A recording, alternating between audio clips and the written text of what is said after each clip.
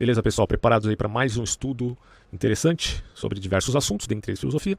Bom, antes de começar, tá, esse tema, eu quero dar um recado aqui. Estou disponibilizando também alguns áudios de estudo, não é curso, tá? O curso ainda vou elaborar um mais para frente, mas inicialmente alguns áudios, igual que a gente tem aqui no canal, só que com mais tempo, tá? Para quem gosta de estudar, né? É uma boa pedida, só que esses serão pagos, tá? Então tá na plataforma Hotmart, com custos bem baixos, 15, 20 reais. Eu preparei uns da história, conceito de história na filosofia, tá, com a Hannah Arendt, e tem um outro sobre fascismo, tá? Também é um tema já abordado aqui no canal, mas que eu vou tratar ali mais completamente, tá? Com mais dados. Então, se vocês quiserem esse material, está disponível os links da Hannah Arendt, ainda estou esperando aprovar lá, né? Tem todo um processo, mas esse de fascismo já está disponível. Então, caso queiram adquirir isso para ajudar o canal e também para aprender um pouco sobre o tema, caso vocês não saibam nada sobre isso, então é uma opção, certo? Ainda vou ver também a questão dos possibilidade de membros, né, aqui no canal do YouTube, está disponibilizado no meu canal já, mas eu não parei ainda para pesquisar, né, efetivamente como seria isso aqui ou como que eu posso adaptar aqui no canal. Mas de qualquer maneira, agradeço àqueles que estão acompanhando, àqueles que estão auxiliando também aí com o Apoia-se, tá? Muito obrigado. E antes que eu me esqueça, eu também estou afiliado ao curso de desenho Anime Art. Então, se você quiser aprender a desenhar, para quem não sabe, eu também dou aula de desenho, certo?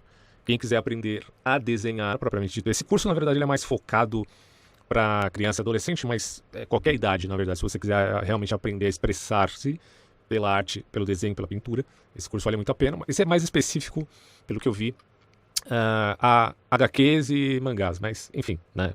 Fica aí ao seu critério. Eu creio que o meu público não é muito assim desse estilo, mas eu gostei do curso Anime Art, então eu resolvi me afiliar para poder disponibilizar também para quem quiser comprar. Se você comprar esse curso pelo link abaixo, você está ajudando aqui meu canal, tá? Então é isso, certo? Fiquem agora aí com o estudo de hoje.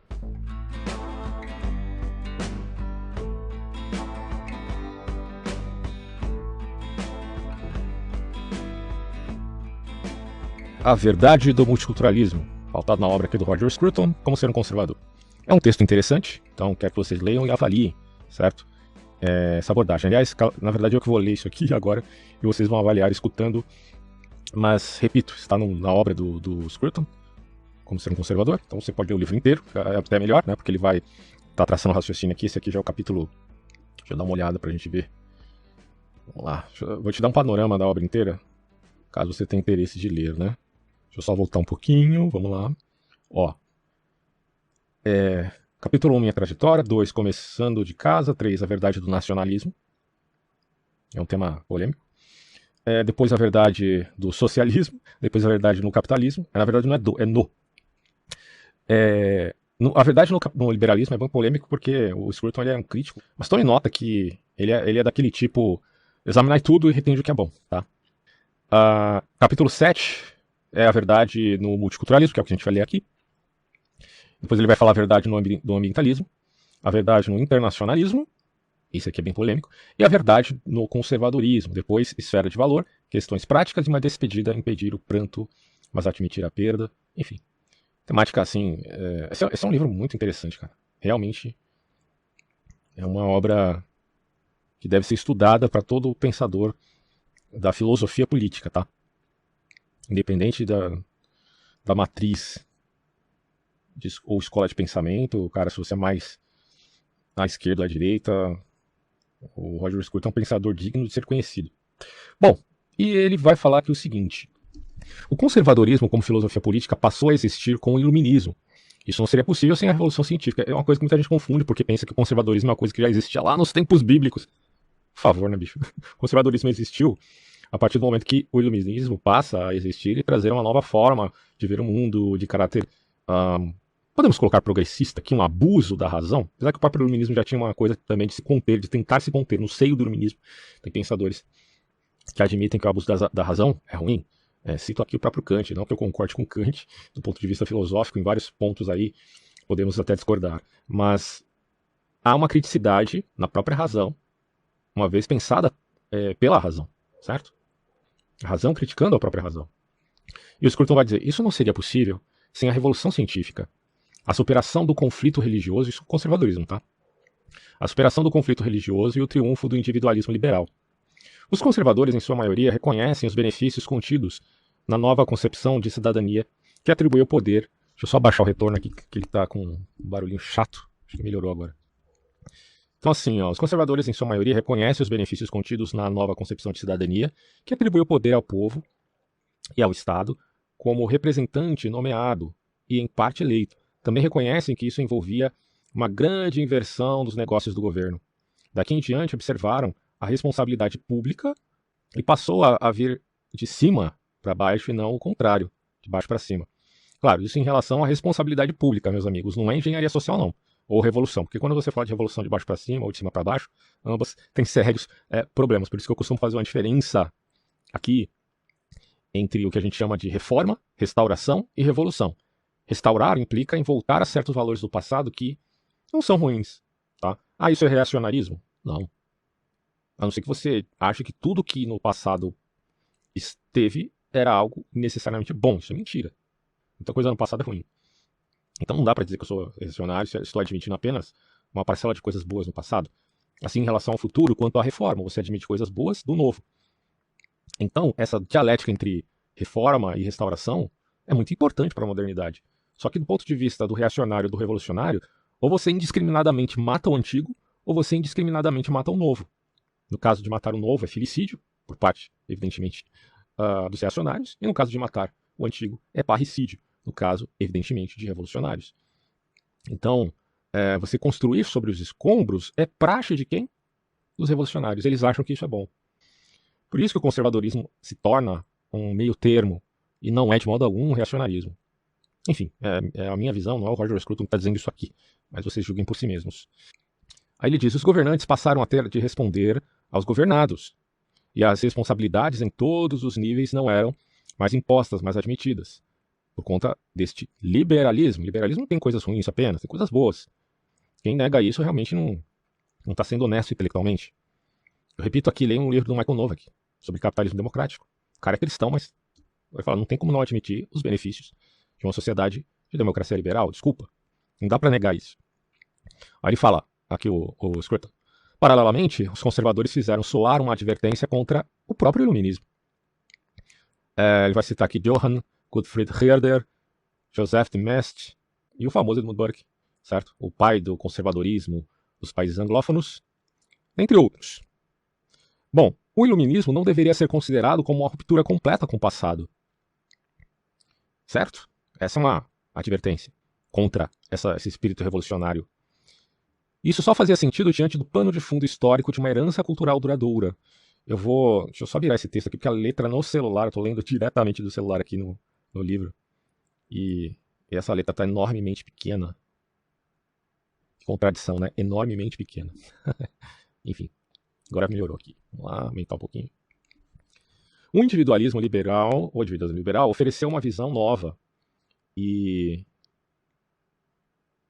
de muitas maneiras inspiradora da condição humana, mas esta contava com que tradições e instituições unissem as pessoas de uma maneira que a visão de mundo meramente individualista não seria capaz de engendrar.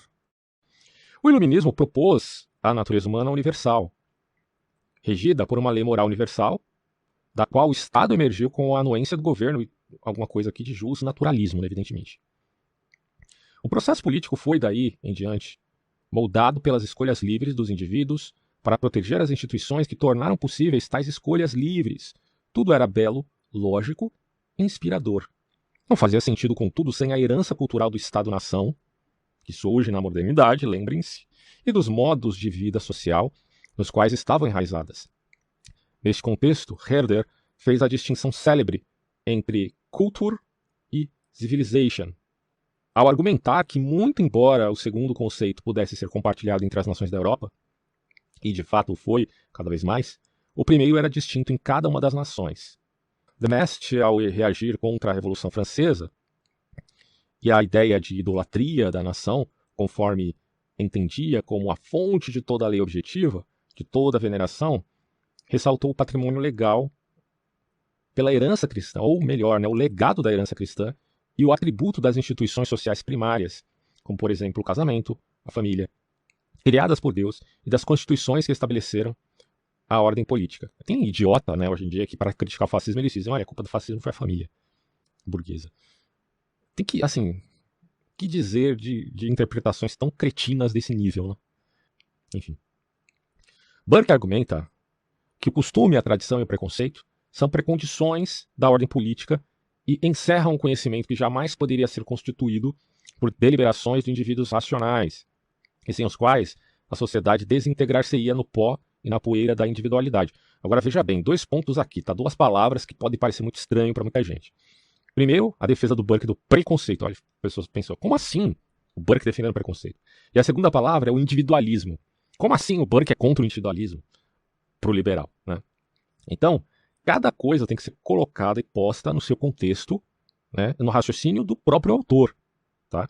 É evidente que o preconceito, enquanto um aspecto legal, jurídico, pode ser crime, inclusive do ponto de vista racial, tá?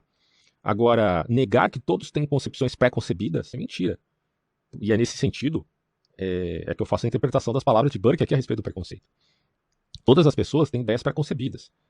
Porque para apurar essas ideias precisaria de um esforço monumental. Todo mundo teria que ser filósofo, né, trabalhando com acuidade os conceitos. Fato é que nem os cientistas fazem isso, né, trabalham com tanta acuidade assim os conceitos. Nem eles fazem isso. Que é tido como uma nova classe sacerdotal do mundo moderno. Então, você achar que a conceituação dada agora pela modernidade por grupos minoritários é algo mais justo ou menos justo, é bem complicado. Tá? Então, uma coisa aqui, do ponto de vista, repito aqui, filosófico, é necessário a gente refletir bastante, mas já partindo do pressuposto de que o costume ele nos leva a ter uma postura por hábito. Né? Essa é a tradição britânica aí do conservadorismo. Você tem uma lei de caráter consuetudinário, você tem um determinado hábito e isso permite que você não tenha um esforço monumental para pensar o que você tem que fazer ou como você deve agir. Você já parte de um pressuposto. Bom, isso não tem nada a ver com racismo, isso não tem nada a ver com preconceitos de caráter criminosos. Tá? E quanto ao individualismo, a mesma coisa. Né? A individualidade, a idiosincrasia do indivíduo é importante para a democracia liberal. Só que defender a individualidade significa defender não só a sua, como se individualidade fosse sinônimo de egoísmo. Não é. Conceber a ideia de individualidade significa reconhecer a do outro antes de você reconhecer a sua. É uma premissa, inclusive, cristã. O amor ao próximo indica o amor a si mesmo, e vice-versa. Tá? Mas antes de tudo, amor a Deus, né, como diz a premissa cristã. Então, há uma evidente dialética entre coletivo e indivíduo e coletivo, singular e plural, plural e singular. Essas coisas têm que ser pensadas à luz do seu próprio contexto, certo? Não vamos confundir aqui. Bom, aí o Roger Scruton continua. Todas essas reflexões foram apresentadas como advertências. A liberdade conquistada pelo iluminismo subentendiam os conservadores. Era algo frágil e ameaçado. Pressupunha uma base cultural que não poderia proteger-se por si só. Apenas quando as pessoas permanecem unidas por laços mais fortes do que a liberdade de escolha, é que esta pode ganhar a relevância prometida pela nova ordem política. E devem existir laços mais poderosos na vida do que a mera burocracia da democracia liberal. Se tudo é burocracia, então tudo aqui é uma construção artificial, não tem nada de autêntico na relação da pátria, do Estado, do governo e da família. Tudo é apenas uma conjuntura burocrática. Não dá. Nenhum conservador. Por isso que o conservadorismo acerta muito nesse quesito, sabe? Algo está além do aspecto meramente burocrático, porque se não tivesse, não teria fundamento. Quem for honesto intelectualmente, cara, tem que admitir isso. Agora, hoje em dia, a gente está vivendo a era da pós-verdade, né? Das ideologias e narrativas ficcionistas. Aí é um problema. E aí o Scruton vai dizer, e esses vínculos mais fortes estão enraizados de modo muito profundo na comunidade, entrelaçados nos costumes, ritos, língua. Poxa, a linguagem, a cultura. Tudo isso faz muito sentido. Isso aqui é muito mais profundo do que mera questão burocrática, positivista, social.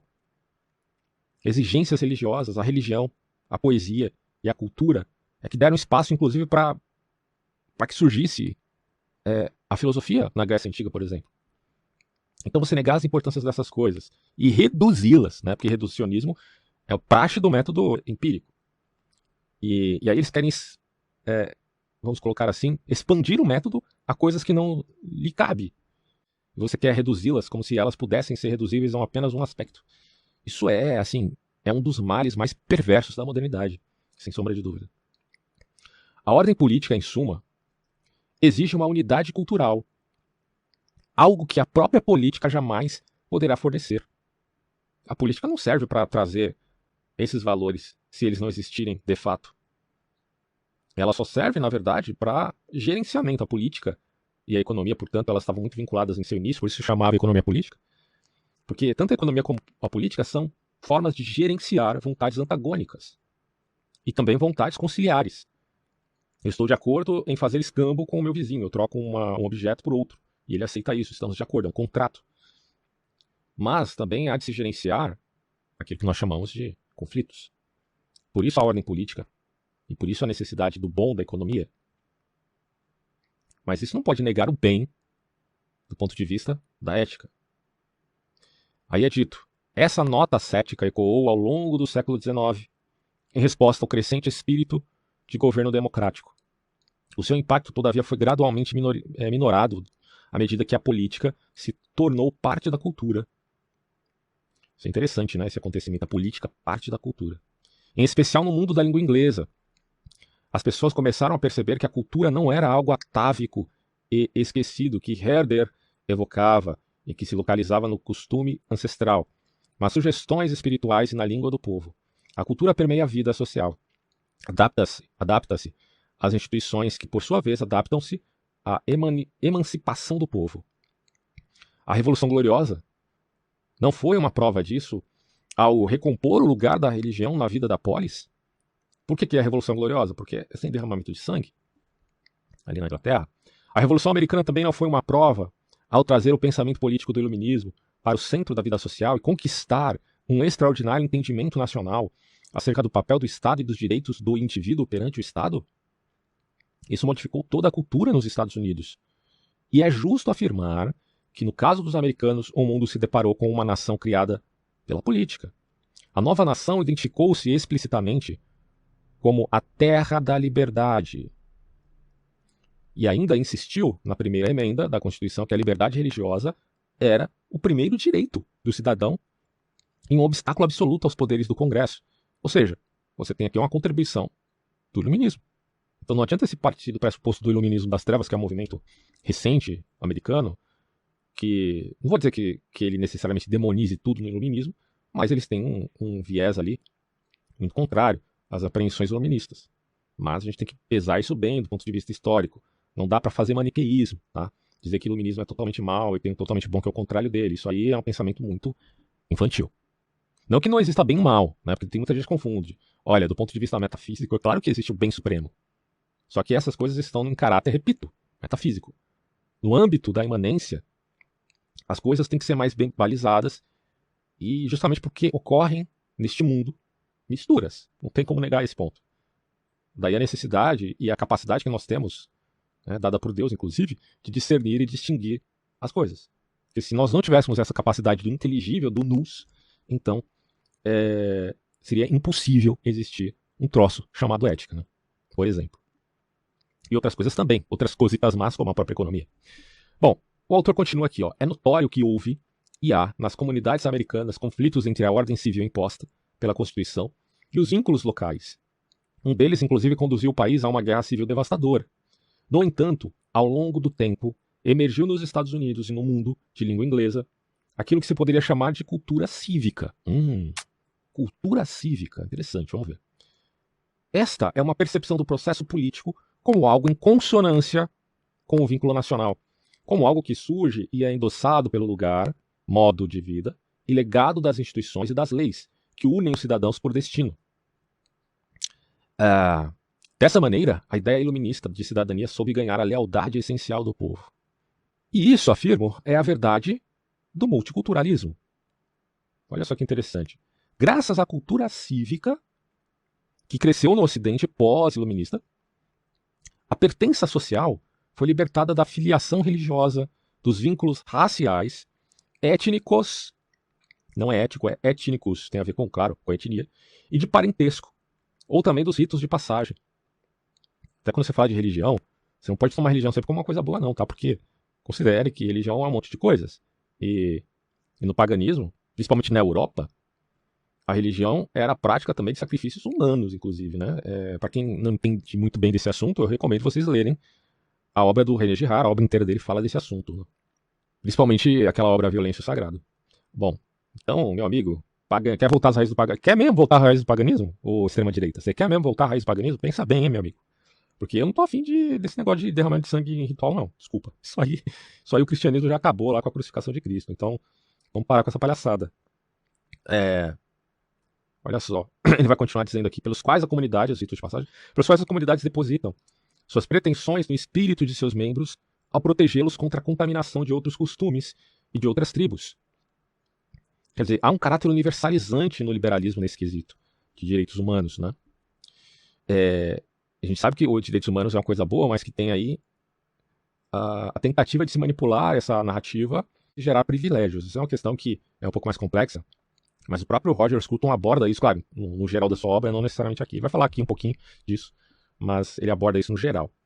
E ele continua dizendo, é por isso que é tão fácil imigrar para os países ocidentais. Nada mais é exigido do imigrante, além da adoção da cultura cívica, a admissão dos deveres que dela derivam. Tá? Então, é possível você viver em outro país? É possível, desde que você faça isso pelos mecanismos legais, determinados para aquela nação a qual você quer viver. No passado, isso era, digamos assim, um pouquinho mais complexo, né? Aí ele diz, apesar que no próprio texto da Bíblia Sagrada, você tem apreensões a respeito do estrangeiro, porque como a coisa era bem complicada em relação ao estrangeiro, por conta das guerras, das batalhas tribais, algumas leis, inclusive na própria Pentateuco, você tem na Torá, né, você tem leis referentes ao estrangeiro, a preservação deste. Interessante isso. Bom, aí é dito aqui, ó, isso não significa que a obrigação política é reduzida a um contrato, mesmo que haja pessoas que a tratem dessa maneira. Ainda está enraizada em uma determinada associação pré-política em que o território, a história, a vizinhança e o costume desempenham um papel decisivo. No entanto, essa associação pré-política provou-se permeável à visão individualista liberal do cidadão, aliás, do cidadão. Nossas obrigações perante os outros, perante o país e o Estado foram reorientadas e abriram caminho para a entrada de pessoas fora da comunidade, desde que elas também possam viver de acordo com o ideal liberal de cidadania. Não é preciso dizer que muitos imigrantes vêm para os países ocidentais, principalmente para os países de língua inglesa, em busca das vantagens oferecidas justamente pela jurisdição liberal, mas sem compreender e aceitar as responsabilidades. Eles querem os direitos, mas e os deveres? Não vai considerar, não? Bom, então quando você fala aqui de multiculturalismo, a gente já está entendendo que o âmago do tema aqui da polêmica é a imigração. É um tema muito caro hoje nos debates políticos, tá? Eu falo no âmbito cosmopolita, não falo nem no âmbito nacional, porque aqui no Brasil as pessoas continuam discutindo idiotia. Aqui o Brasil é um atraso de vida, bicho. Ainda bem que existe a internet para a gente poder distinguir entre o Brasil e o debate que acontece fora do Brasil. Felizmente temos a internet. E temos os livros também, né, graças a Deus, para poder conceber essas ideias mais bem concatenadas. Não que no Brasil não tenha grandes pensadores, tem sim. Mas eu não acho que seja a maioria, infelizmente. Ó, aí é dito aqui, ó, e muitos ficam descontentes com uma forma de lealdade que é aparentemente tão abstrusa, desprendida e depurada do fervoroso sentimento de unidade da religião. Essa, entretanto, é outra questão a que retornarei. Até porque se você for para um país muçulmano, você é obrigado a seguir a Sharia. Dependendo do país, né? Se é mais sunita, se é mais xiita, aí vai depender do governo. Mas em geral, acredito que se você é um cristão e vai para um país muçulmano e vai morar lá, você não pode sair pregando o cristianismo à torta e à direita, não, bicho. Porque a Sharia é uma mistura do laico com o religioso. Quer dizer, na verdade, apregou uma lei religiosa, não laicizada, como acontece no Ocidente. A visão iluminista da natureza humana baseou-se na ideia de que seres humanos em toda parte gozam dos mesmos poderes. Isso aqui é a visão iluminista, tá? Todo ser humano tem poderes de raciocínio e que esses poderes podem conduzi-los por conta própria na direção de uma moralidade comum e de um repertório comum de sentimentos. Por isso esse arcabouço universalista da visão iluminista. A razão, lembrem-se. Obras de arte do iluminismo europeu tomaram como objeto principal outras culturas, outros países, outro clima, assim como moldaram com clareza um retrato da natureza humana compartilhado pelos diferentes povos do mundo. O iluminismo inicialmente preza tanto pelo justnaturalismo, como se abstém da ideia de relativismo cultural, né? Quer dizer, onde está o relativismo cultural se você está universalizando os poderes da razão em vista de pensarmos uma forma de vida que dê subsistência a todos, para que não venhamos a guerrear até a morte, certo? Então o iluminismo inicialmente, ao que parece, apesar de ter uma contradição no próprio seio iluminista, porque há um problema epistemológico no iluminismo bem explícito, né? O que fundamenta, afinal de contas, o conhecimento, a razão, a gnosiologia. O quê? Bom, por isso que o conservador tem mais habilidade em tratar desses temas, principalmente aqueles que já partem das premissas de Thomas Reid. Quem sabe e conhece a escola escocesa, entende o que eu estou falando aqui. Não vou explicar para não perder muito tempo. Eu já falo disso em outros áudios aí.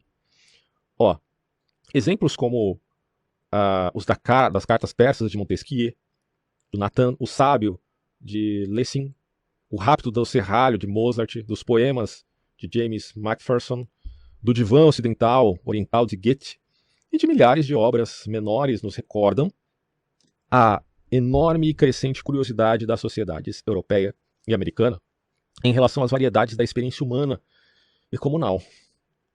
Graças ao trabalho dos antropólogos ocidentais ali do século XIX, é que conhecemos tanto sobre como eram os seres humanos antes de ser-lhes impingida a tecnologia, a ciência e o conhecimento da vida moderna.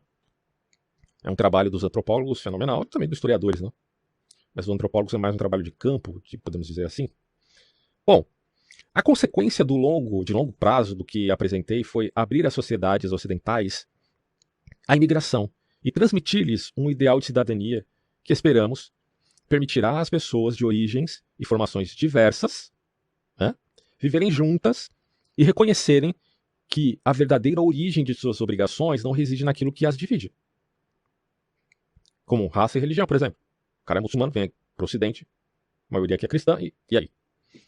Mas eles se unem naquilo que se refere ao território, ao bom governo, à rotina diária de boa vizinhança.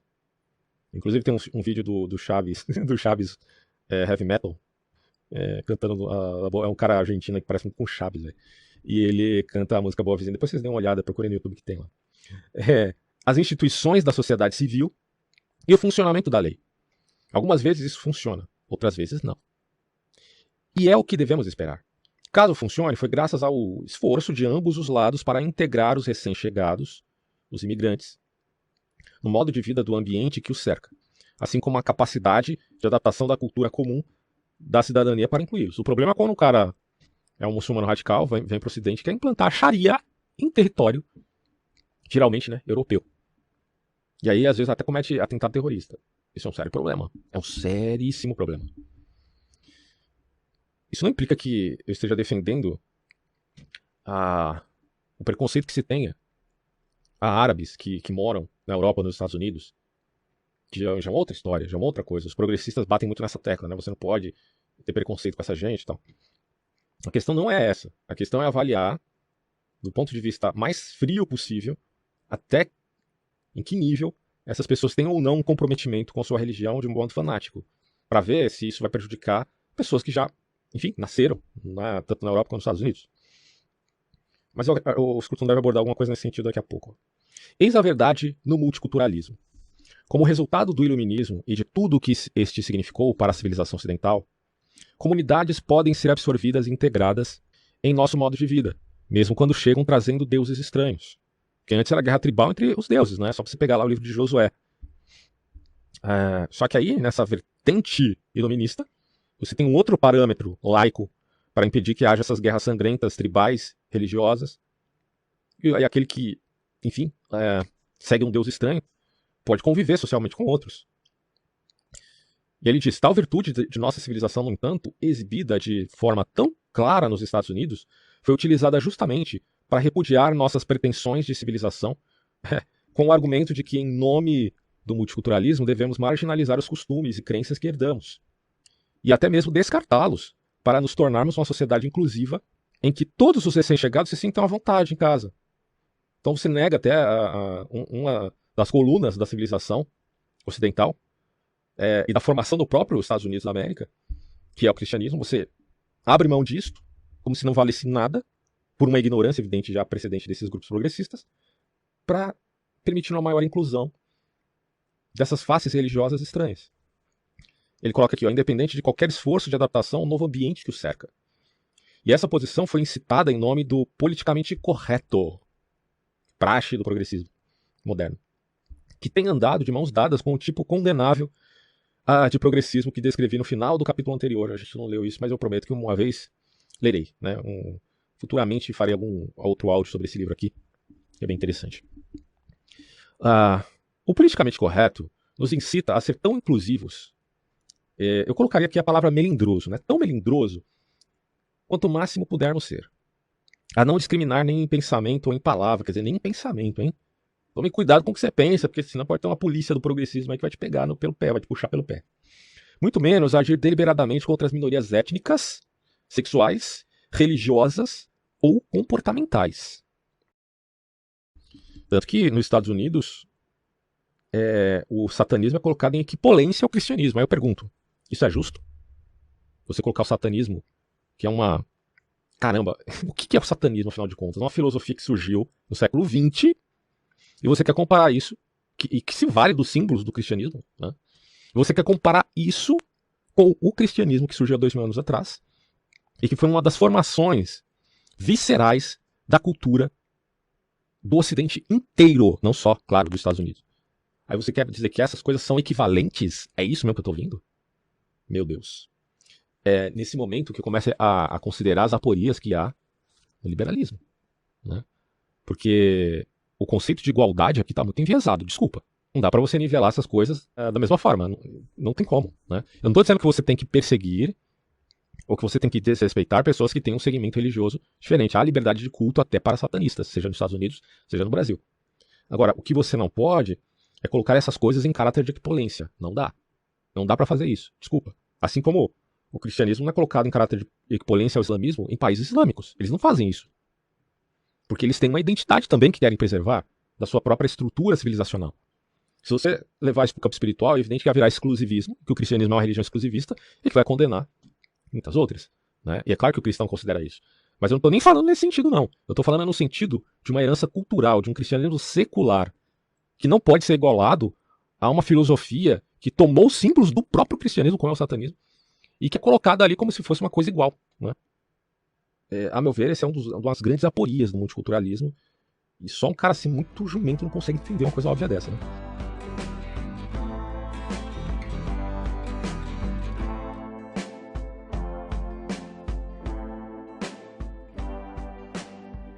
Vamos lá. O politicamente correto, segundo Scruton, nos incita a ser tão inclusivos quanto pudermos, a não discriminar nem em pensamento ou em palavra, muito menos agir deliberadamente contra as minorias étnicas, sexuais, religiosas ou comportamentais.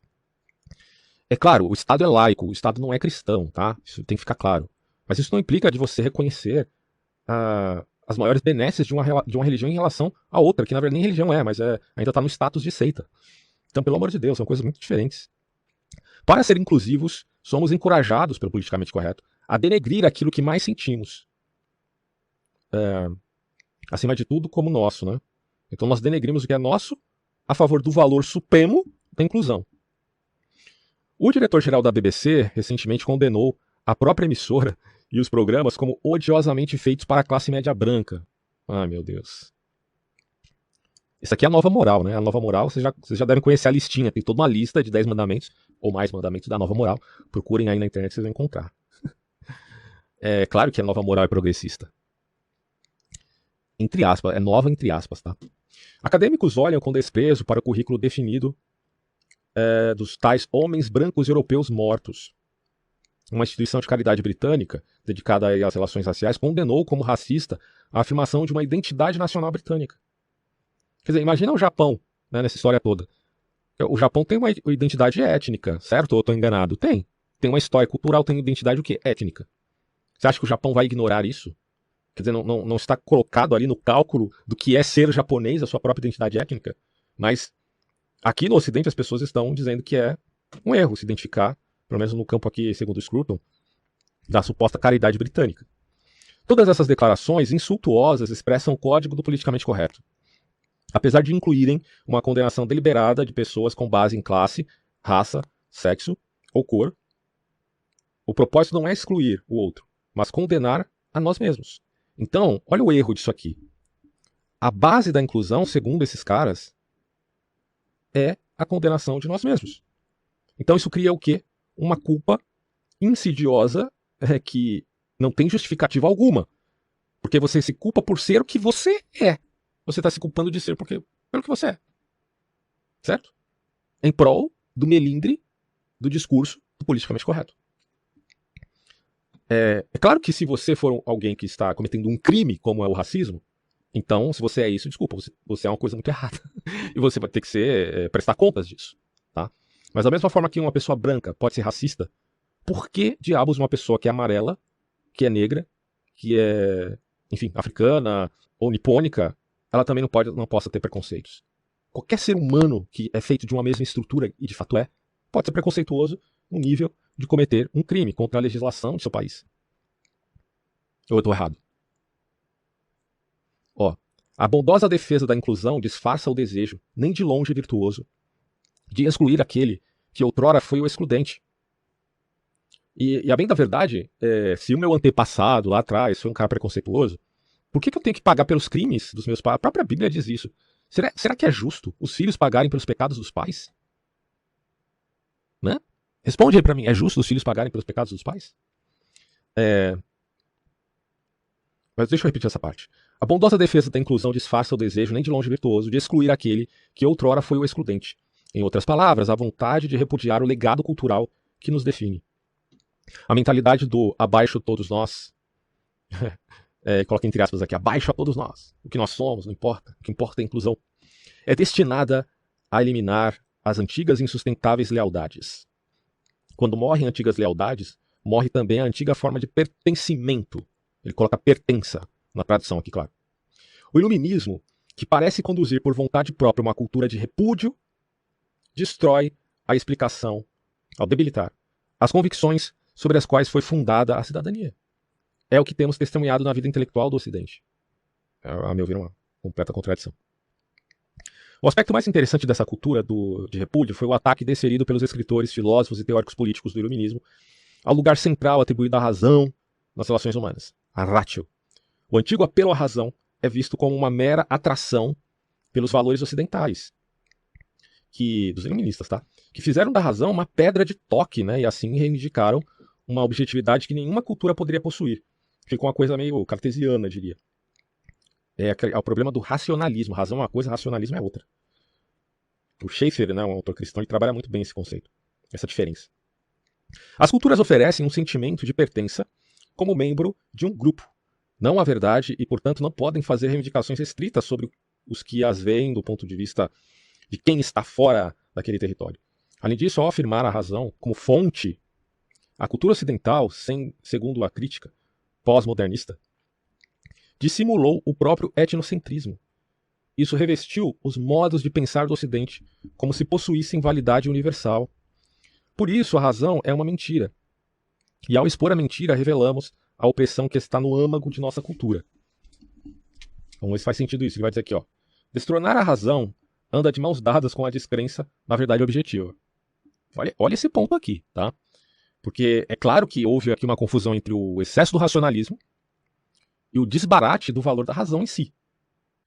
Quem faz uma crítica muito salutar a esse respeito, da diferença entre razão e racionalismo, não é só o Schaeffer, não. Tem o Edmund Husserl, um grande filósofo aí da primeira metade do século XX, da fenomenologia. Ele fala da crise das ciências europeias, das ciências humanas, e ele faz essa diferenciação. Não é porque você tem uma crítica ao racionalismo que você ignora o papel da razão, né? Enfim, aí o Scruton tá meio nessa pegada, imagina, vamos ver. Ele diz, destronar a razão anda de mãos dadas com a descrença na verdade objetiva. As autoridades cujos trabalhos são muitas vezes os mais citados no desmascaramento da cultura ocidental são todas incrédulas e inflexíveis. Nenhum argumento pode ser utilizado em face do desprezo pela cultura que torna possível o argumento. Assim, como os céticos rapidamente descobrem, as leis da verdade e da dedução racional são de defesa impossível, sem que sejam ao mesmo tempo pressupostas. Claro, do ponto de vista epistemológico, de fato, você tem um problema quanto a isso, já citei isso aqui. É o fundacionismo da epistemologia. Uma espécie de impasse metalógico desafia os defensores do antigo currículo e da disciplina por ele expressa. e assistem em silêncio ao modo como as novas autoridades anti-autoritárias colonizam, essa é a palavra mais adequada aqui, estão colonizando o terreno. O Nietzsche é o favorito desde que afirmou explicitamente o seguinte: não há verdade. Ou verdades. Em que contexto fica a questão, mas ele disse isso.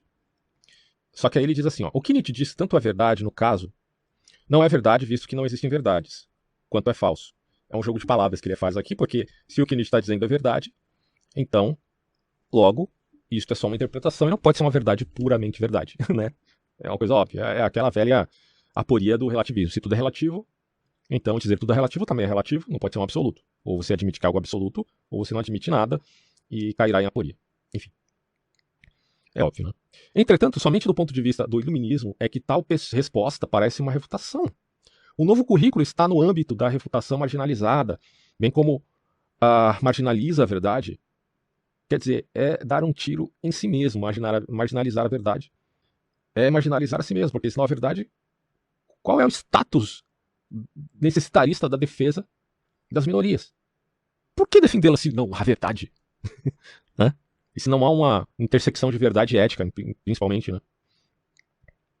Porque a verdade fala do ser e do não ser, e a ética do bem e do mal. Bom, ele diz, isso explica o apelo de pensadores recentes, como o carinha lá, né, o francês Michel Foucault, também o Jacques Derrida, Richard Hort, que devem a projeção intelectual que possuem não aos argumentos, mas ao papel que desempenham ao autorizar a rejeição da autoridade e ao compromisso absoluto para com a impossibilidade de compromissos absolutos, né? Os caras já partem de uma contradição para formular toda uma filosofia em cima da contradição. Você perde tempo lendo esses caras, não, tudo bem, leia, não tem problema não. Mas pelo menos tem a consciência disso, né? É que a premissa do cara já é pautada em contradição, bicho. Ai. Ó, em cada um deles encontraremos a visão de que a verdade, a objetividade, o valor, o significado são quiméricos. E tudo que podemos ter, tudo que necessitamos ter, é a segurança cálida da própria opinião. É a revolução de Protágoras. Lembra do Protágoras? O homem é a medida de todas as coisas. Essa é a modinha da vez. Agora, por que esse pessoal são tão puritanos se eles não têm um fundamento moral porque partem de Protágoras? Fica a pergunta. Assim, a falta de treinamento filosófico da modernidade é uma coisa monstruosa, meus amigos. Monstruosa. Porque eles não conseguem conceber uma coisa tão óbvia como essa aqui. Deixa eu fazer minha pausa retórica. Portanto, é inútil argumentar contra as novas autoridades. Nenhum argumento, mesmo racional, pode contrariar a intensa vontade de acreditar, que cativa os leitores comuns. Afinal, um argumento racional afirma exatamente o que questionam. Isto é, a possibilidade de um argumento racional. Cada um deles deve a própria reputação a uma espécie de fé religiosa. A fé na relatividade de todas as opiniões, inclusive esta. Eis a fé em que está fundada uma nova forma de associação, uma primeira pessoa do plural da recusa. A bem da verdade, isso aqui representa, assim, acho que o conceito mais adequado para entender esse fenômeno é este, a arbitrariedade. Eu sou arbitrário, eu me abstenho da minha própria conclusão, porque eu estou fora, eu sou uma analista completamente imparcial, eu sou um fantasma, e eu falo, interpreto e direciono o mundo. Mas eu estou fora do mundo. Esse é Deus? Deveria ser. Mas nesse caso, é o arbitrário, que acha que ele é Deus. Aí ele pode julgar tudo e todos, dizer que tudo é relativo, quando ele, como um senhor, além do homem nietzschiano, pode criar os próprios valores e todo mundo tem que se submeter a eles. A quem? A elite. Eu não estou dizendo que você não tenha que respeitar o seu próximo, a condição e as escolhas idiosincráticas do seu próximo e a etnia do seu próximo. Isso, claro, que tem que ser respeitado, é uma premissa, inclusive, que aparece de algum modo na antiguidade, que aparece, inclusive, 2000 anos atrás no próprio cristianismo. Agora, você desassociar tudo isso, não ter um fundamento e ainda assim usar de retórica autoritária contra o conceito de autoridade, inclusive, né? É o fascista que acusa todo mundo de fascista, sendo ele mesmo um fascista, de estirpe diferente, porque parte de outros pressupostos, de sinais trocados. Bom, desculpa, eu não sou tão trouxa assim para cair nessa sua lábia não, certo? Ó, isso pode ser verificado, diz Scruton, de modo muito claro, nos textos de Richard Hort, que defende o que é, de fato, um afastamento da ideia iluminista de razão em nome de algo que chama de pragmatismo. É o famoso pragmatismo. bem problemático, assumindo-se como parte da tradição criada ali por C.S. Percy e William James, que afirmam que a verdade científica de uma crença e a sua utilidade prática não são virtudes independentes. A crença mais útil é aquela que melhor lida com o mundo. A crença que, quando colocada em prática, comporta a maior possibilidade de sucesso. Obviamente, porém, isso não é uma característica suficiente da diferença entre o verdadeiro e o falso.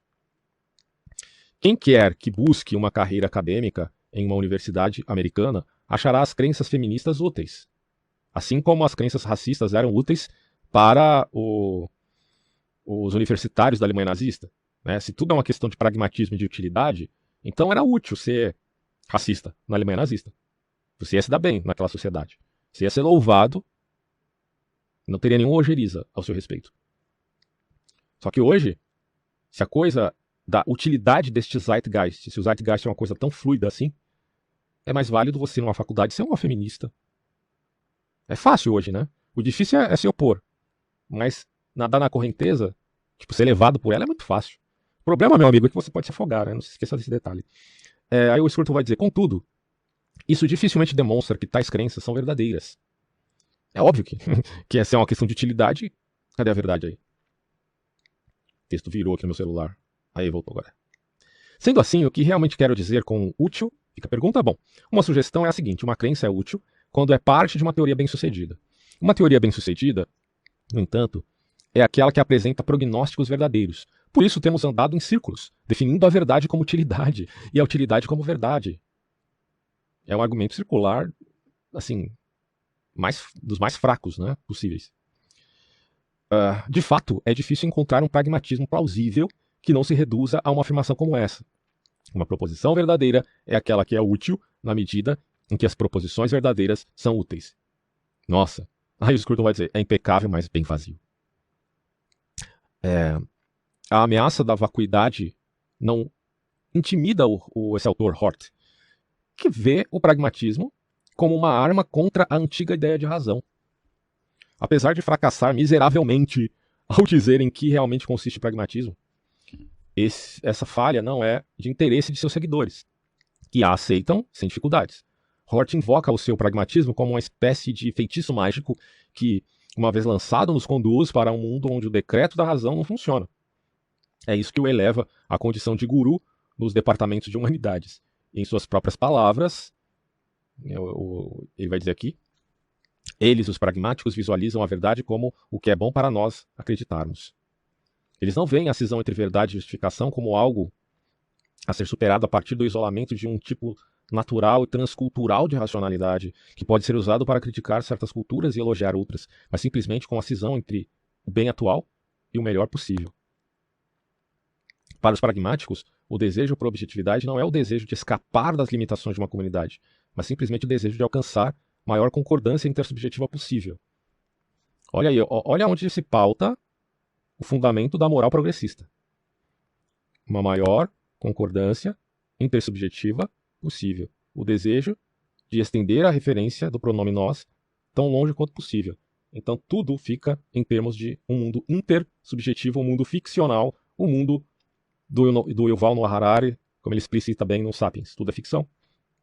Ficamos no caráter da linguagem, do jogo de linguagem intersubjetivo, enfim. É claro que quem define a linguagem intersubjetiva como uma suposta metalinguagem são a elite. Você não tem voz nisso, né? Você só aceita.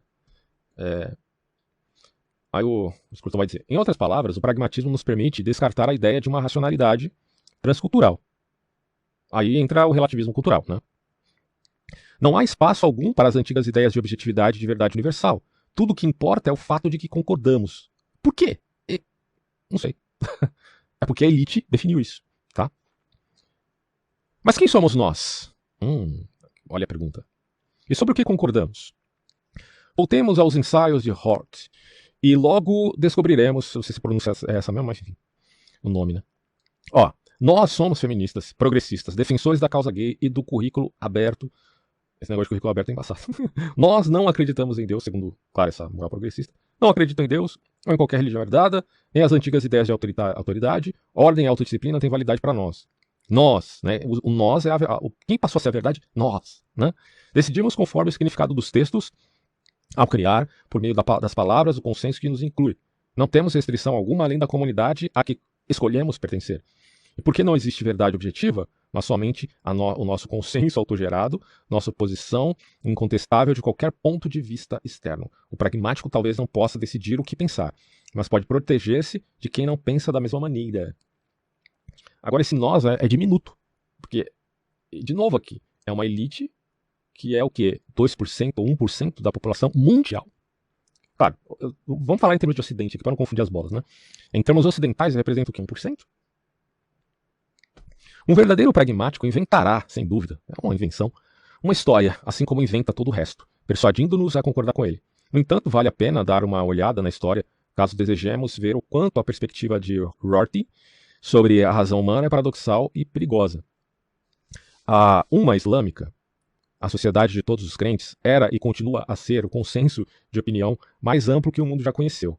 Desculpem a pronúncia desse termo aqui, Umma Islâmica, não sei exatamente como fala essa palavra.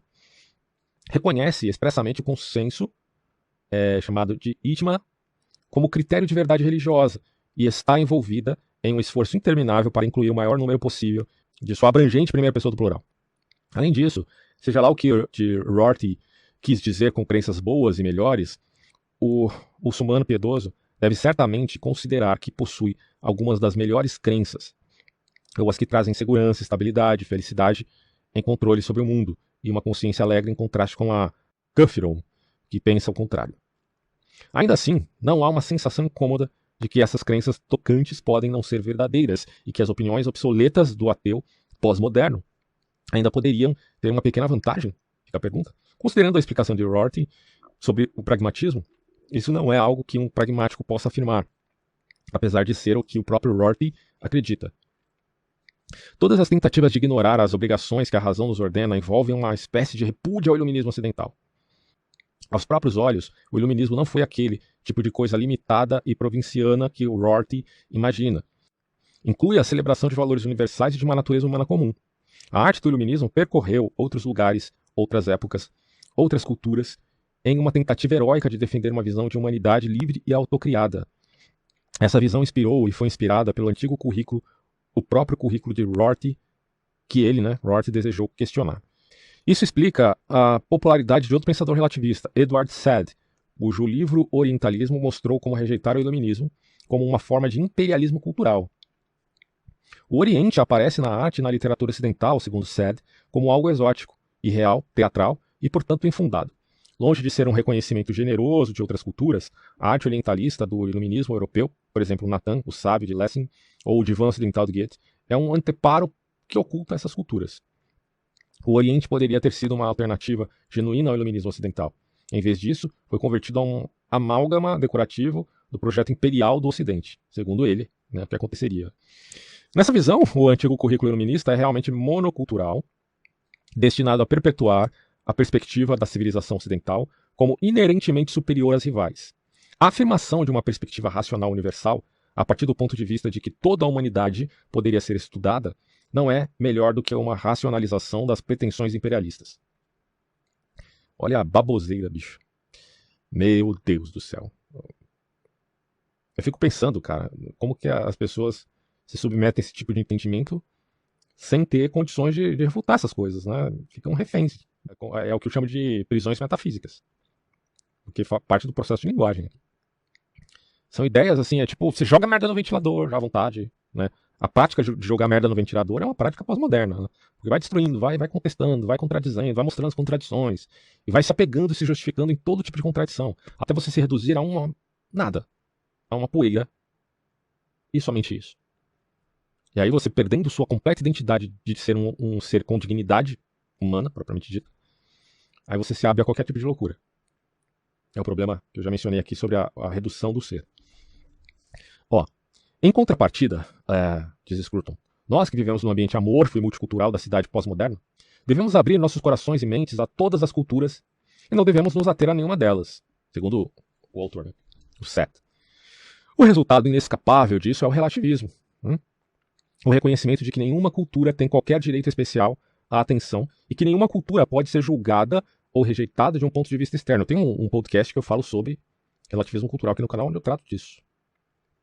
Novamente, contudo, há um paradoxo. Os que defendem essa abordagem multicultural são, via de regra, veementes na rejeição da cultura ocidental. Engraçado isso, né? Todo mundo que defende isso é contra a cultura ocidental. Bom, vai saber se boa parte desse pessoal não é agente do outro lado, né? Do ponto de vista da guerra híbrida política. Ao nos incitar a julgar outras culturas de acordo com os próprios termos, Said também está nos pedindo que julgue a cultura ocidental a partir de uma perspectiva externa, a contrastá-la com as alternativas e julgá-la desfavoravelmente como etnocêntrica e até mesmo como racista. Olha isso. Além disso, as críticas feitas à cultura ocidental são realmente a prova do crédito que tem a seu favor. É graças ao iluminismo e à sua moralidade universal que a igualdade racial e sexual tem em nós tal apelo ao bom senso. Aliás, todo apelo ao bom senso parte do pressuposto de que há nisto algo universal. Se você apregoa apenas uma consideração intersubjetiva nessa relação, você tira o peso moral da defesa, seja da igualdade racial ou até mesmo da sexual. Então esses defensores aí das minorias, eles carregam em si uma bomba relógio já, impregnada nas suas entranhas, do relativismo, dizendo, a gente está defendendo isso, mas não há fundamento para o que nós estamos defendendo. Eles não dizem isso, mas é o que eles são.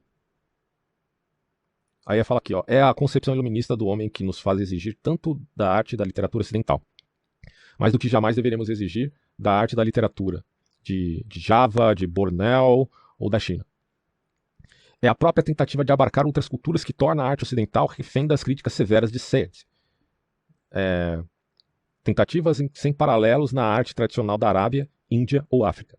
Certamente os dois lados sofrem influências nos muitos encontros entre Ocidente e Oriente. Os expoentes árabes da falasifa, não sei como é que pronuncia isso, aprenderam o que puderam da filosofia grega e transmitiram o aprendizado aos vizinhos cristãos da Andalúzia.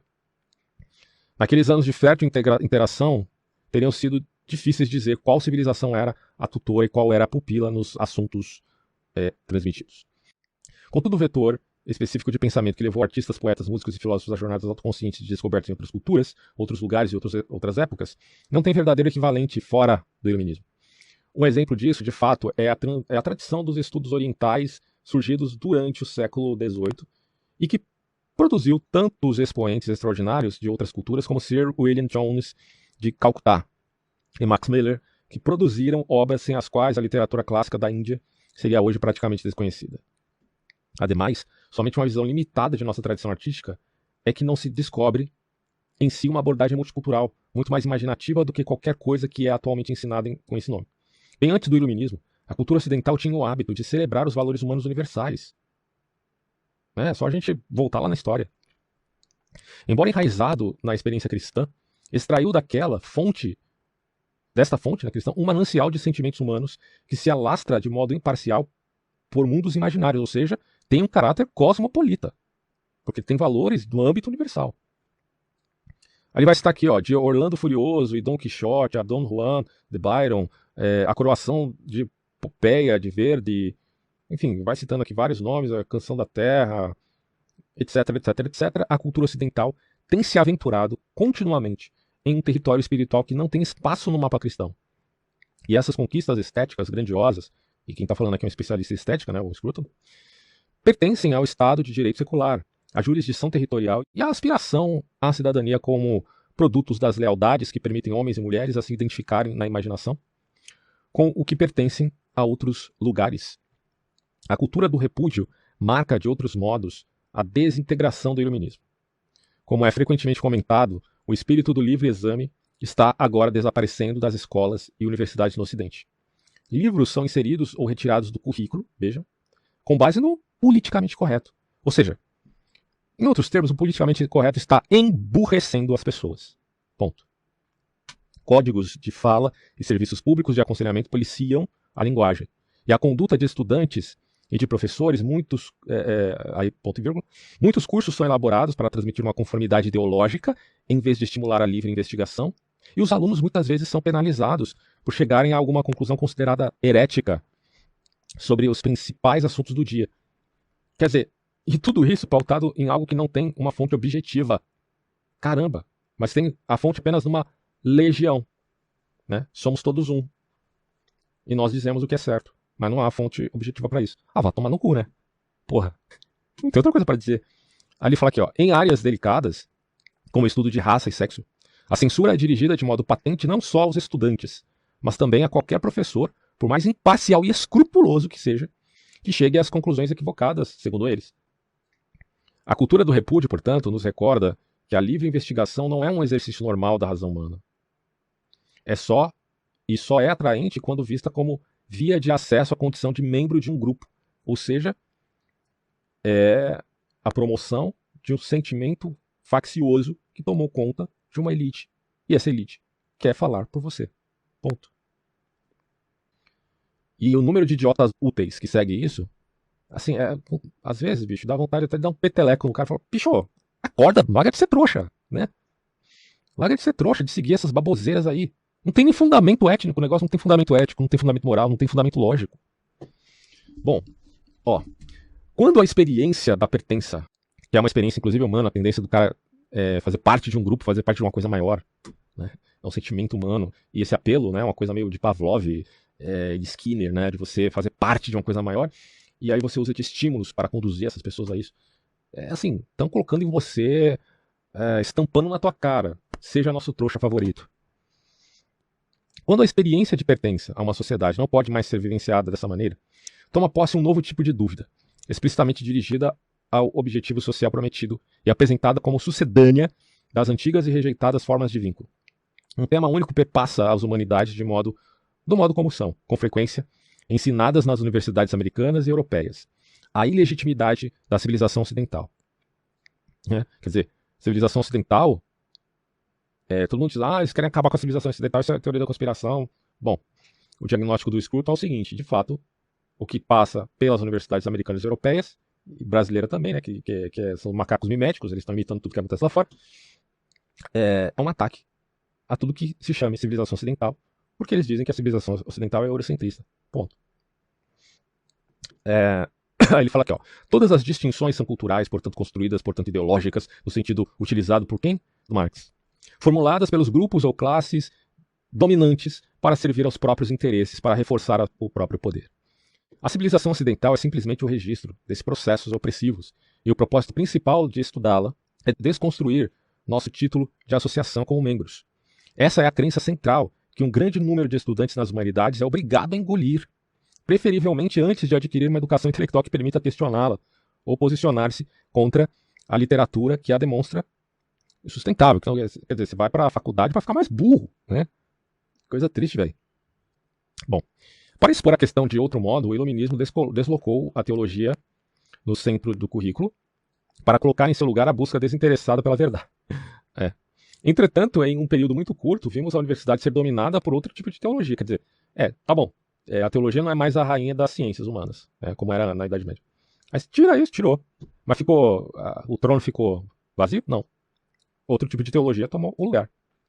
Uma teologia que o Scruton vai chamar de ímpia, sem dúvida, mas não menos insistente na submissão incondicional à doutrina, e não menos fervorosa na busca por hereges, céticos e desmascaradores. Tanto que a cultura do cancelamento é um tipo de inquisição. Quem não enxerga isso, não entendeu nada. É Inquisição. Só que é claro que hoje, por conta até da tradição liberal, da democracia liberal, não vai se aceitar colocar esse pessoal na fogueira. Mas se pudesse, eles colocariam na fogueira literal, tá? E não só na virtual aí da internet. As pessoas não são mais queimadas na fogueira, aquele dizendo, não são mais queimadas na fogueira por suas opiniões. Hoje, simplesmente perdem um emprego, ou se forem alunos, são reprovados nos exames do curso. O efeito, porém, é similar, isto é, reforçar uma ortodoxia em que ninguém de fato acredita. Reforçar um credo, reforçar um dogma. É tipo, a gente, né? Foi inserido numa seita e a gente nem ficou sabendo. Pelo constrangimento constante, você acaba admitindo certos contornos desses melindres da seita que tomou conta do Ocidente inteiro. Quer dizer, o Ocidente, num processo autofágico, está se consumindo a si mesmo. Canibalismo puro. Né? Aristóteles afirmou-nos que todos os seres humanos desejam conhecer, mas errou ao indicar que só o fazem quando têm certeza que o conhecimento será reconfortante. As pessoas esquivam-se das verdades inconvenientes e constroem muros para tirá-las de vista. É difícil construir esse muro por conta própria, mas em parceria com outros e protegidos por uma instituição com muitos recursos, podemos adicionar à muralha o próprio bloco de prosa inflexível. O objetivo não é contar mentiras, mas criar uma doutrina pública aceitável, já que tudo é só uma questão de pragmatismo, né? E uma doutrina pública é aceitável se fornecer o fundamento para uma comunidade humana estável e internamente segura. Em suma, as amplas mudanças na vida cultural das sociedades ocidentais têm sua origem na busca pela comunidade por pessoas para as quais as antigas lealdades perderam o encanto. No lugar das antigas crenças baseadas na religiosidade, no discernimento e no vínculo histórico, os jovens recebem as novas crenças baseadas na igualdade e na inclusão e são informados de que reprovar outro estilo de vida é crime. Se o objetivo fosse apenas substituir um sistema de crença por outro, haveria uma abertura para o debate racional. No entanto, o propósito é substituir uma comunidade por outra. O projeto, contudo, é puramente negativo. Cortar dos jovens os vínculos que perderam o dinamismo moral e religioso. A atitude de não emitir juízo de valor a respeito de outras culturas anda de mãos dadas com a denúncia feroz daquilo que pode ser a própria cultura. Então, quer dizer, vai lá um índio, pega o seu filho que nasceu hermafrodita, enterra ele vivo e deixa ele morrer lá. Aí quem que você vai culpar? Vai culpar o missionário que tentou salvar a criança. Por quê? Porque ele está desrespeitando a cultura que você deveria tornar equivalente à do Ocidente. Essa é a aporia desse pessoal. Aí ele fala aqui, algo que temos visto repetidamente nas elites americanas, formadoras de opiniões desde o acontecimento de 11 de setembro de 2001, que deveria ter trazido mais ojeriza ao islamismo radical, fundamentalista, fanático, na verdade trouxe posteriormente, nessa próxima década de 2010 para cá, o oposto. Infelizmente, porém, não existe tal coisa como uma comunidade baseada no repúdio. O ataque contra a antiga herança cultural não conduz a uma nova forma de associação, mas somente a uma espécie de alienação. Você só desconstrói, mas você está caminhando para onde? É por essa razão, parece-me, que devemos ser conservadores culturais. A alternativa é um tipo de niilismo que se esconde sob a superfície de textos como Rorty, Sade, Derrida e Foucault. Talvez o pior aspecto desse niilismo, o próprio Foucault já dizia, né, os estruturalistas, eles apregoam isso. Eu não sei se Foucault seria estruturalista ou pós-estruturalista, mas se encaixa aí, né, uma desconstrução constante, até do homem, né, até do indivíduo, da mulher, enfim, do ser humano. Talvez o pior aspecto desse niilismo seja a acusação rotineira de racismo, feita contra qualquer um que se ofereça para endossar, ensinar ou defender os valores da civilização ocidental. Ali já é tido como racista até o colonialista. O termo da acusação do racismo tem levado comentaristas políticos e forças policiais em todo o mundo ocidental a se absterem de criticar ou tomar medidas contra muitos costumes abertamente criminosos que se instalaram no seio da sociedade. Quer dizer, eu me pergunto como é que alguém aqui no Ocidente vai ser contra o costume bárbaro de circuncisão feminina. Como que você é contra isso? Se você ataca a cultura ocidental, se você nega a universalidade, como é que você vai ser contra a circuncisão feminina? Costumes como casamento forçado, ele até fala mutilação genital feminina, o crime de honra e a intimidação crescente por parte dos islamistas a qualquer um que venha remotamente a criticar sua fé. A acusação de racismo representa a tentativa de dar orientação religiosa à cultura do repúdio, de fazer da cultura de não pertença um novo tipo de pertença, com inimigos estandartes e uma marcha progressiva para a vitória sobre o status quo. Porque o status quo passou a ser um inimigo. No caso, já não é mais o status quo, porque já mudou tanta coisa. Né? Baseia-se em verdade profunda a mentira de que raça e cultura são a mesma coisa, considerando que, de fato, ambas não têm nenhuma relação. Há uma contradição na ideia de que Felix Mendelssohn era judeu pela raça e alemão pela cultura, ou de que era realmente o representante mais imbuído do espírito público da cultura alemã da sua época. Nem há qualquer contradição em dizer que uma única pessoa pertence a duas culturas. Moses, o avô de Félix, foi um grande rabino, representante íntegro da herança cultural judaica e também fundador do iluminismo alemão. Certo? Muitos filólogos alemães que o iluminismo produziu eram tão multiculturais quanto Moses Mendelssohn. Max Müller, por exemplo, alemão por nascimento e inglês por adoção, foi quem mais se aprofundou na cultura clássica da Índia, comparado a qualquer um hoje. Wagner tinha de fazer absurdos malabarismos e contorcionismos mentais para encontrar judaísmo na música de Felix Mendelssohn, de quem tanto observou. E o repugnante ensaio de Wagner sobre o judaísmo na música é um dos primeiros exemplos da mentira que somos obrigados a superar. A mentira que vê raça e cultura como a mesma ideia e que nos diz que, ao exigirmos uma medida de uniformidade cultural, também estamos afirmando, né, o predomínio de uma única raça. Uma vez que distinguimos raça e cultura, o caminho está aberto para reconhecer que nem todas as culturas são igualmente admiráveis.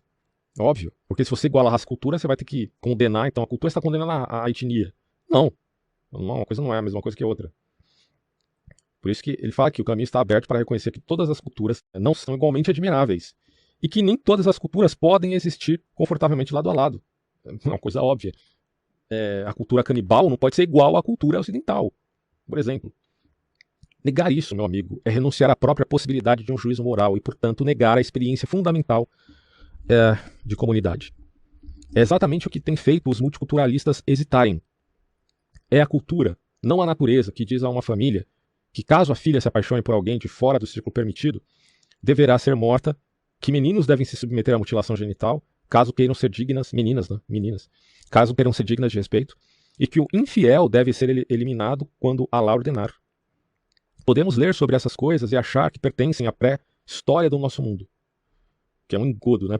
Ele até coloca aqui, mas quando, de repente, acontecem em nosso meio, estamos aptos a despertar para a verdade sobre a cultura que os multiculturalistas defendem. Ou seja, eles são apoéticos. Estamos aptos para afirmar que essa não é a nossa cultura e que ela não tem qualquer direito de estar aqui. E ela não pode estar aqui. Porque quando o cara que é de uma outra cultura vem aqui para o Ocidente e quer fazer o que nós chamamos de circuncisão feminina, o que vai se dizer a esse respeito, senão de que o ocidental terá ojeriza de tal prática e que, enfim, nem sequer deve ser respeitada à luz da jurisdição do Ocidente. Aí é dito assim, e é provável que fiquemos tentados a passar para a fase seguinte, a fase a que o iluminismo naturalmente nos convida, e dizer que aquela cultura não tem nenhum direito de existir em lugar algum. Que é uma questão aí que tem que ser avaliada do ponto de vista do caso, né? Porque nem toda cultura terá apenas um aspecto ruim ou apenas um aspecto bom, é óbvio. O que está sendo trazido ao debate por experiências dolorosas que poderíamos ter evitado caso nos fosse permitido pensar, né? Ele coloca aqui dizer a verdade, é que nós, como qualquer pessoa, contamos com uma cultura comum para ter segurança. Nós temos a nossa, como ocidentais, temos uma identidade, né? Apesar que para o Huntington a gente não é necessariamente ocidental aqui na América Latina, mas é mais ou menos isso.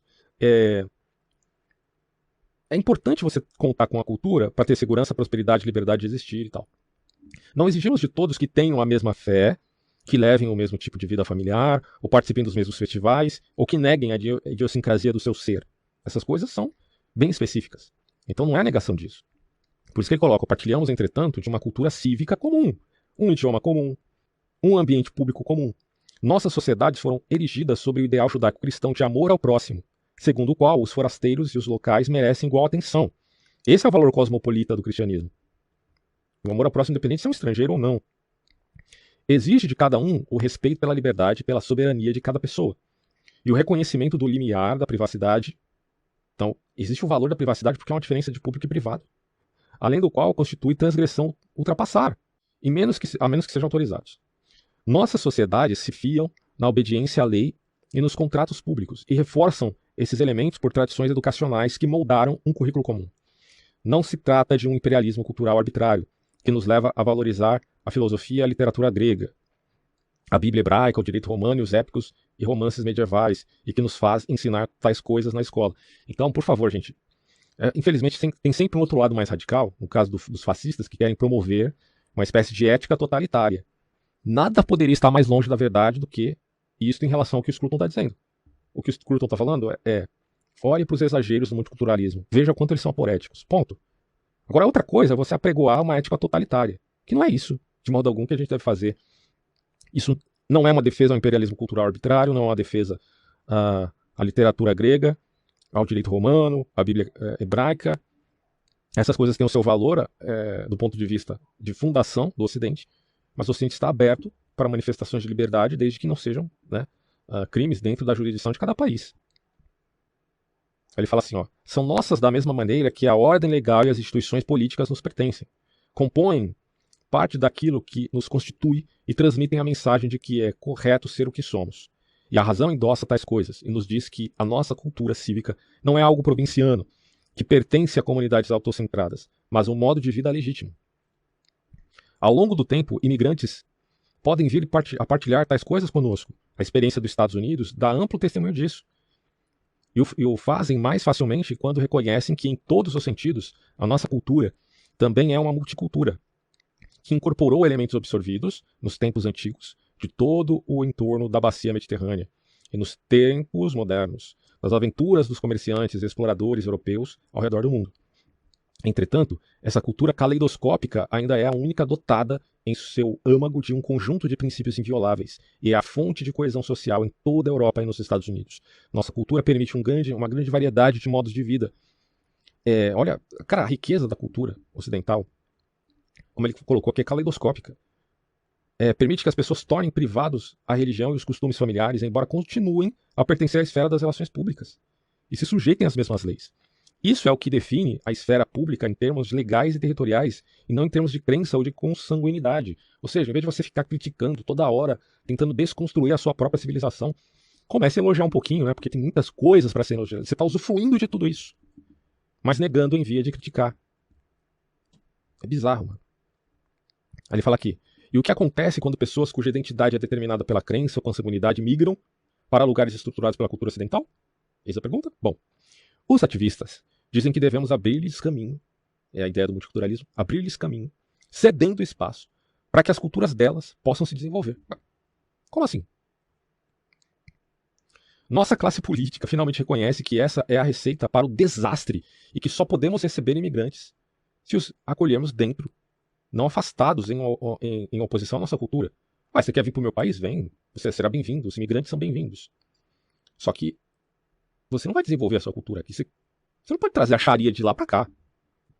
Ele diz: no entanto, significa dizer-lhes para aceitar as regras, os costumes e a maneira de agir, que podemos ser discrepantes aos antigos modos de vida.